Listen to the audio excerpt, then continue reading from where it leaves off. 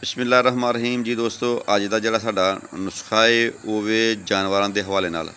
जिन्ना जानवरों के थन पक जाते हैं, चंदरी हो जाती है, थन जोड़े ने लाल हो जाते हैं और थना के विचों खून आता है, उन्होंने जानवरों वास्ते बड़ा जरा मुजरब नुस्खा है, कामयाब नुस्खा है।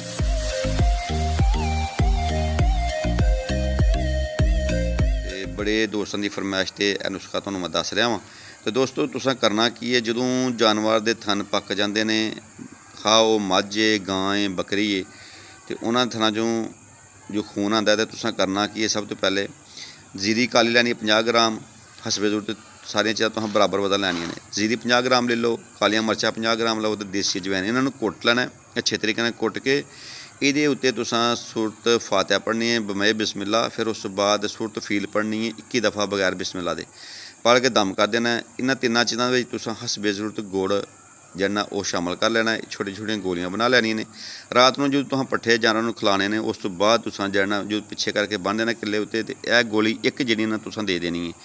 सुबह उठ के तुसां मझ दा जिहड़े थन ने धार कड्ढण तो पहले पहले थन नूं नीम गर्म पानी नाल धोना है, धो के ਉਹਦੀ ਜਿਹੜੀ सोजा जी लह जाए, उस बाद तुसां जो धार कढ़ लैनी है, बाद तुसां देसी तेल जिहड़ा ना वो लगा देना है।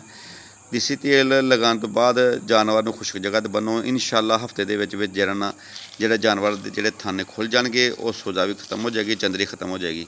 दोस्तों ये बकरियां वास्ते भी, गावां वास्ते, मझां वास्ते, सारियां वास्ते यह जिहड़ा तुसीं इस्तेमाल कर सकते हो।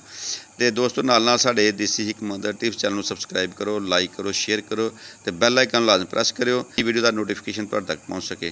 तो दोस्तों यह जिहड़ा नुस्खा है, यह बहुत कामयाब मुजरब नुस्खा जिहड़ा तुहानूं दस्सिया जानवरों के हवाले नाल।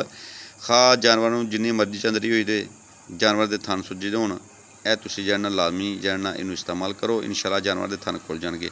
तो दूसरी गल है वे कि जानवरों जिहड़ा गंदी जगह ते ना बनो, तो खोता गधा जिहड़ा इन्हां नूं दूर रखो। इस तरह सानूं तुसीं हुण इजाज़त दवो जी। रब रखा जी। अल्लाह हाफिज़। अस्सलाम वालेकुम व रहमतुल्लाहि व बरकातुहू।